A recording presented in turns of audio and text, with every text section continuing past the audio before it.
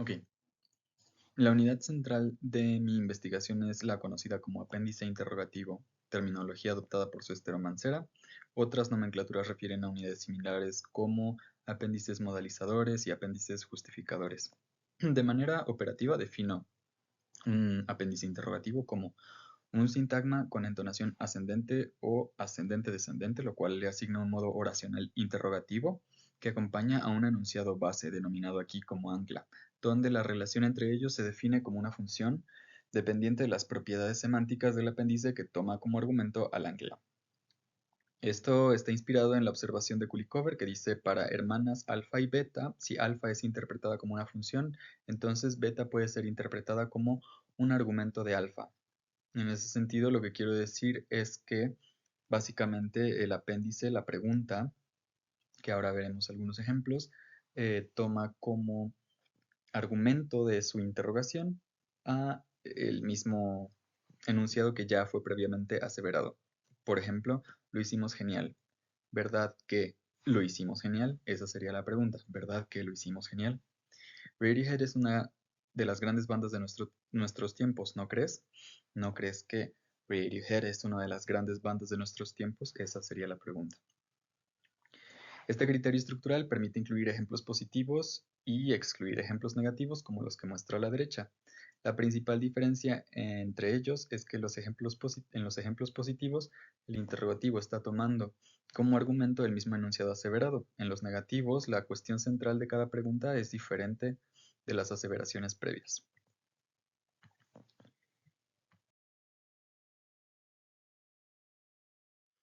Aquí presento una visión general del proyecto y varias consideraciones. En primer lugar, limito el análisis a los niveles semántico y pragmático junto con su interfaz. Eh, Quizás algunos pensarían que esto es sintaxis. Yo creo que es una distinción menor, pero me decanto por elegir pensar que es semántica, ya que trato con las propiedades que cada uno de estos apéndices aporta al enunciado general. Un segundo factor delimitante son las unidades de análisis. Analizo únicamente sí, no, o sí y o no. Otras unidades como verdad fueron tomadas en cuenta, pero el tiempo de trabajo hubiera sido excesivo. La ventaja de utilizar estos cuatro es que se pueden caracterizar con tan solo dos variables. Una es la conjunción disyuntiva, ya sea que esté presente o ausente, como se puede ver en el cuadro a la derecha, y la polaridad, afirmativa o negativa. El corte del estudio es teórico y de corpus. De manera general es básicamente un estudio exploratorio. Em, yo considero que un análisis teórico cualitativo y un análisis de corpus ayudan a tener, por un lado, material de análisis de la lengua en uso y por otro lado, pues, creo que aporta algo que no se ha aportado hasta ahora, una perspectiva formal que no se ha aportado especialmente en español. El objetivo es explicar esto de la interfaz semántica pragmática, cómo interactúan la semántica hasta el nivel pragmático para producir diferentes resultados para cada apéndice. Por ejemplo, ¿por qué unos se usan en un contexto y otros en otro? ¿Por qué puede ser que unos tengan unas posibilidades de respuesta que otros no? ¿Por qué parece que unos son más corteses que otros? Ese es el tipo de preguntas que me quiero responder. Por último, nótese que no hay una hipótesis, de nuevo con la noción de que es un estudio de corte teórico. Realmente yo no tengo una hipótesis de trabajo sobre la cual tratar de probar o desprobar algo. Lo que sí es que tengo un supuesto teórico que puede haber influido mi análisis y este es que toda enunciación tiene un sentido, es decir, una intención comunicativa y representa un estímulo lingüístico que contribuye a la interpretación de dichos sentidos. Puede haber errores, pero bueno, eso es aparte.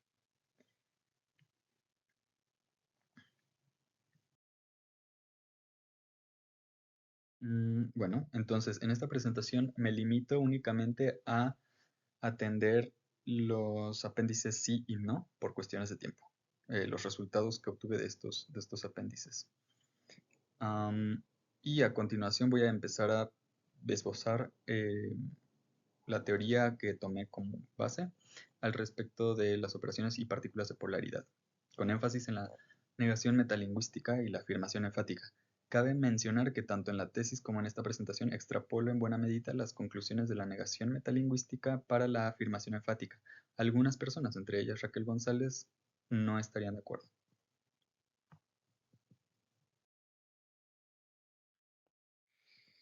Ok, en esta, a continuación, bueno, vemos que los ítems léxicos sí no contienen operaciones que en otras lenguas están divididas en diferentes unidades. El punto que quiero marcar con esta tabla y esta comparación entre diferentes lenguas es que existen otras lenguas que codifican operaciones especiales de polaridad, que van más allá de la mera inversión de valores de verdad, ¿no? Em, en otras lenguas están codificadas más fuertemente, pero en español solo tenemos sí y no, lo cual puede hacer más difícil ver estas operaciones más matizadas, pero no es imposible que existan y en parte es lo que voy a argumentar, que estos apéndices tienen que ver con operaciones especiales, que no son únicamente de... Ok, la negación externa para Horn representa un uso especial no veritativo funcional que rechaza un implicatum conversacional, lo que él llama negación metalingüística. Aquí tenemos varios ejemplos de lo que él denominaría negación metalingüística. Por ejemplo, el rey de Francia no es calvo porque no existe este rey. No es que algunos hombres sean chauvinistas, sino que todos lo son.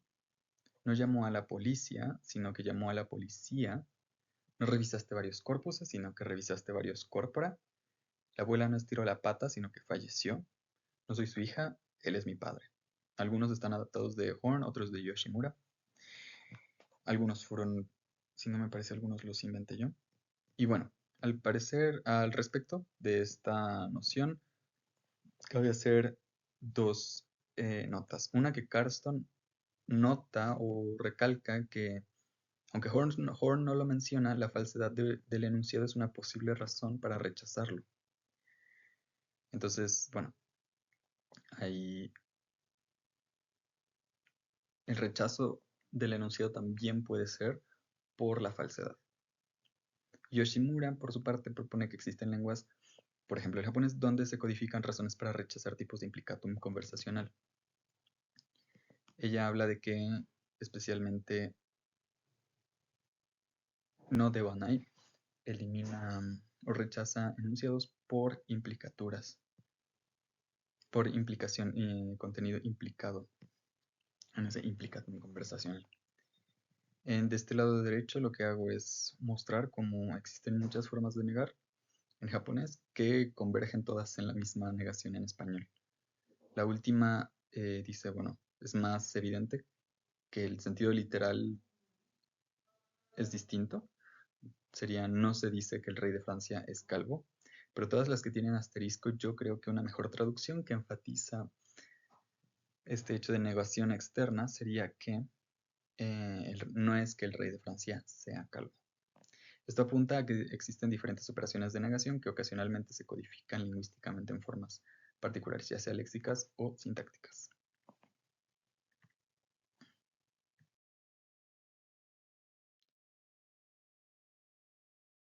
Esto de la negación externa o la negación metalingüística la vinculo yo con el operador falsum, que está aquí abajo, pero que originalmente aparece como verum, que está arriba en 1.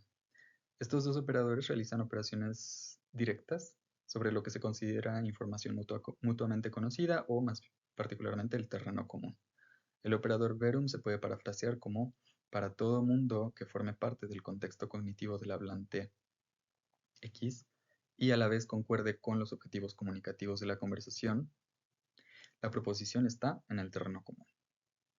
Mientras tanto, falsum es básicamente lo mismo, pero en vez de aseverar la presencia de la proposición en el terreno común, asevera su ausencia. No, es decir, esta proposición no forma parte del terreno común.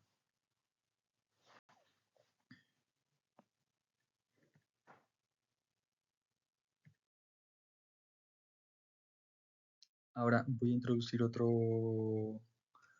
herramienta útil, que es la tabla conversacional. La tabla de conversacional es este objeto abstracto que, digamos, contiene elementos lógico-lingüísticos, que sirve para representar las operaciones que ocurren durante una conversación para actualizar el terreno común y demás.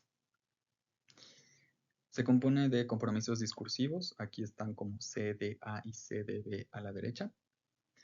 Estos compromisos son conjuntos no ordenados que se componen de conjuntos sí ordenados, a los cuales que son, bueno, conjuntos proposicionales que representan una proposición P y un valor de certeza, más o menos, de certeza respecto a P, que puede estar entre 0.5 y 1. 0.5 siendo la mayor duda y 1 siendo la mayor certeza. Luego, una pila de asuntos en cuestión. Este es un conjunto ordenado de conjuntos ordenados, tripletes en particular. Y estos tripletes a su vez se componen de el sintagma, el modo oracional y la proposición. Posteriormente tenemos el terreno común, un conjunto no ordenado de proposiciones, donde cada una de las proposiciones contenidas debe ser congruente con las demás de manera ideal, pero no quiero decir que sea forzosamente así, pero idealmente debería. Y por último, el terreno común proyectado, un conjunto ordenado que contiene conjuntos no ordenados de proposiciones. Está vinculado a la pila de asuntos en cuestión, ya que extrae no solo las proposiciones, sino también otras proposiciones implicadas. Entonces, bueno, cuando alguien enuncia, vamos a verlo, lo que sigue a continuación.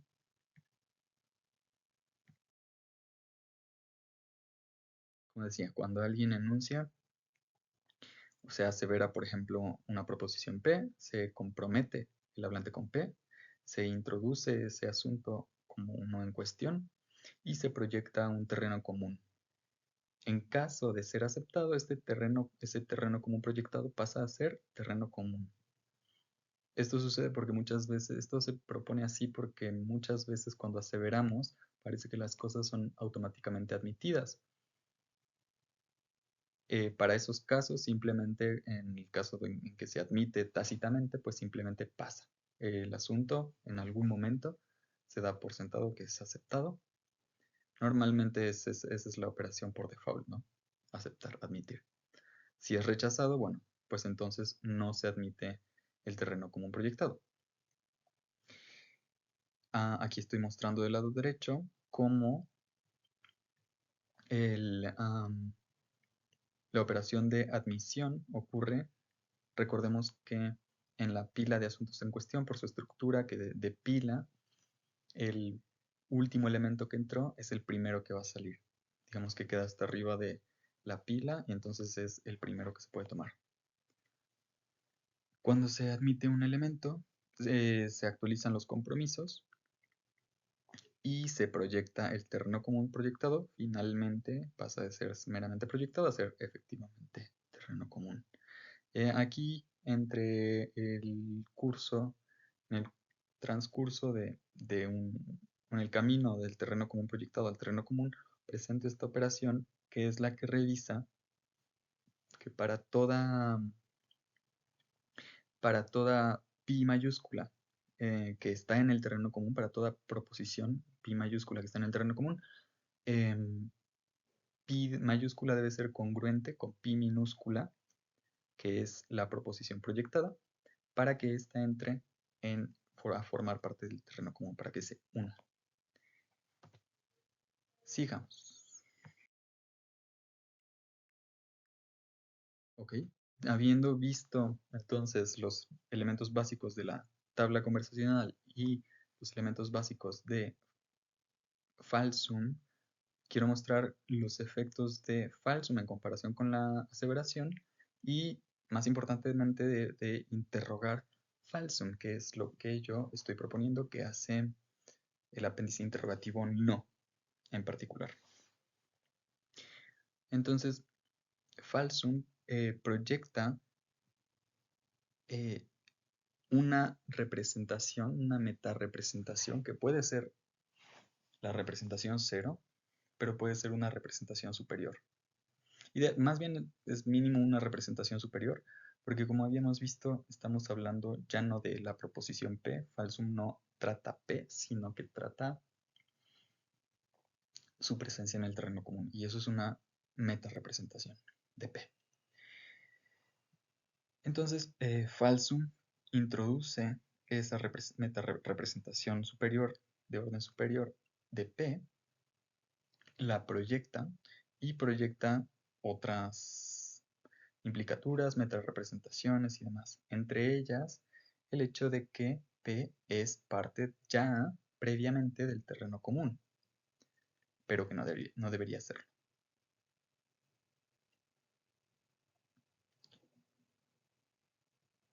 Luego, teniendo la interrogando Q falsum P, lo que sucede es que Q falsum P presenta una disyuntiva entre la representación de orden superior de P o no, su negación de la representación de orden superior, la metarepresentación. Pero no cambia el terreno común proyectado. El terreno común proyectado sigue siendo el mismo, se asume en favor sobre todo se mantiene el hecho de que se supone la presencia de P en el terreno común de manera previa.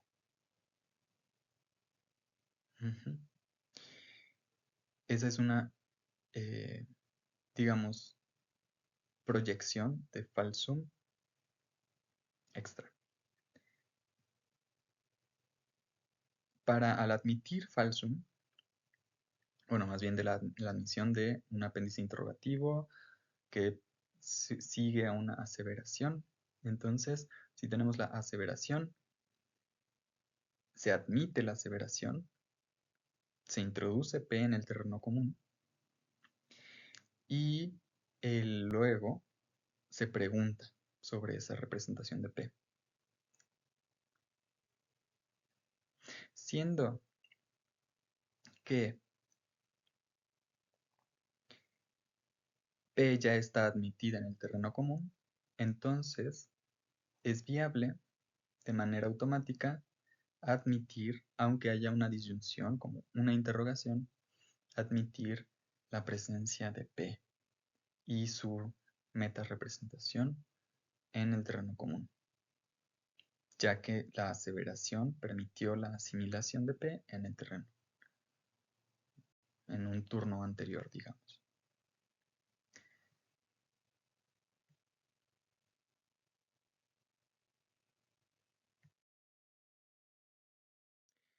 Ahora, consecuencias pragmáticas de esta operación pregunta de falsum que propongo. Primero, bueno, interpretó a la suposición de la presencia de la proposición en el terreno común como correspondiente a un uso interpretativo. Es decir, el hablante no se compromete necesariamente con la proposición, sino con su atribución a otro individuo, posiblemente el interlocutor. Además, cuando sí hay un compromiso discursivo con la proposición central, se supone que la proposición enunciada es conocida por todos los involucrados. Esto tiene efectos de cortesía positiva.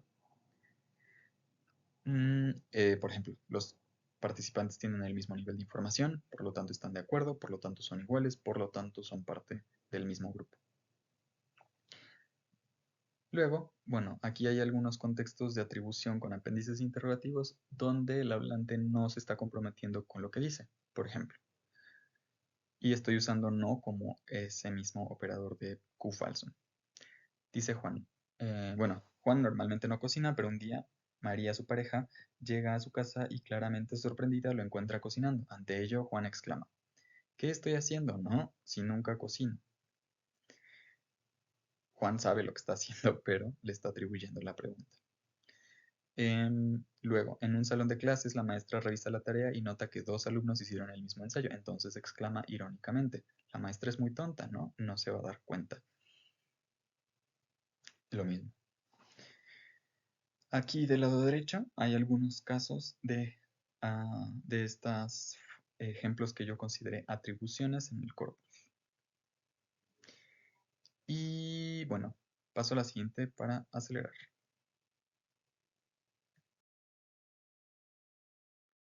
Consecuencias pragmáticas de preguntar con verum. En este caso, el apéndice supone que la proposición no estaba en el terreno común originalmente y por lo tanto no comparten el mismo nivel de información y el hablante tiene mayor autoridad epistémica. Estas características y el análisis de Inoue me llevan a proponer que esta función ejecuta una orden de revisión del terreno común para eliminar toda proposición que esté presente en él y que pueda hacer una contradicción antes de integrar el enunciado. Es decir, digamos que hay una purga de todas las contradicciones con esta nueva proposición en el terreno común. Queremos introducir P y para eso limpiamos todas las proposiciones Z que estén en el terreno común y sean contradictorias con P. Entonces, de este lado derecho presento la diferencia entre usar sí y no, especialmente cuando se trata de cuestiones sobre las que el hablante no tiene autoridad. Las primeras dos, 30 y 31, son ejemplos donde el hablante sí tiene autoridad epistémica y por lo tanto es más natural un sí que un no, porque el no me está pidiendo confirmación, ¿no? Sobre todo el sí es más natural en estos casos en comparación con los casos donde el hablante no tiene autoridad epistémica. Y no es que sea imposible, sino que suena mucho más fuerte, descortés, impositivo. Por ejemplo, en este donde usted dice que los reyes eran un pueblito, ¿sí? O más abajo en otros ejemplos que yo doy, ellos son terroristas, ¿sí? O lo que necesitas es relajarte, ¿sí? Cuando las cuestiones le conciernen al oyente y no al hablante, es evidente que sí tiene una fuerte carga impositiva. Y esto se debe a que está tratando de forzar la proposición contra todo lo establecido.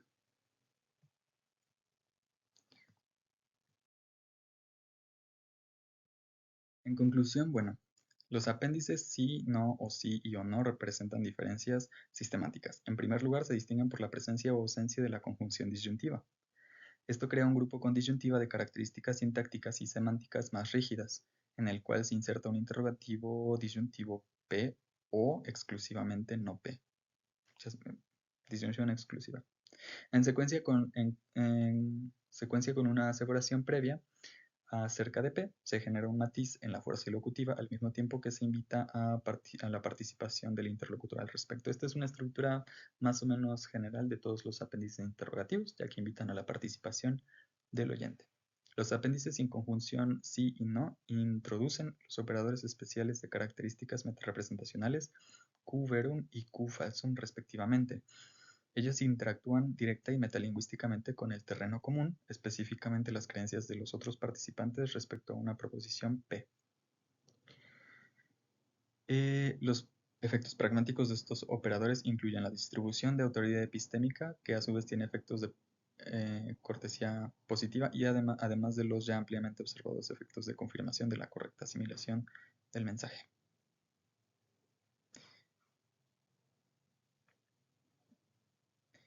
Bueno, y aquí hay algunas consideraciones finales en cuanto a limitaciones y vías de mejora. En cuanto a limitaciones, bueno, creo que la tabla conversacional no me gusta mucho la forma como está el objeto de terreno común. Me gustaría más que fuera una operación que compare los compromisos de ambos participantes.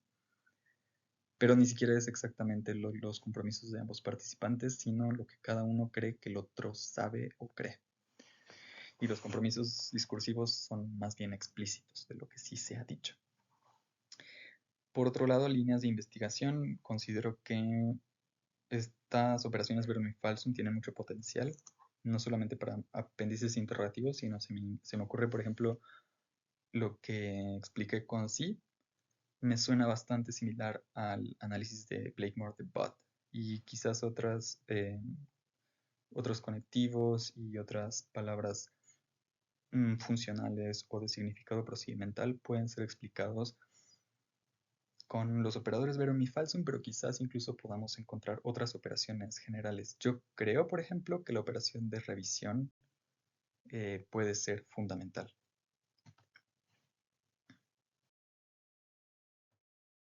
Y referencia.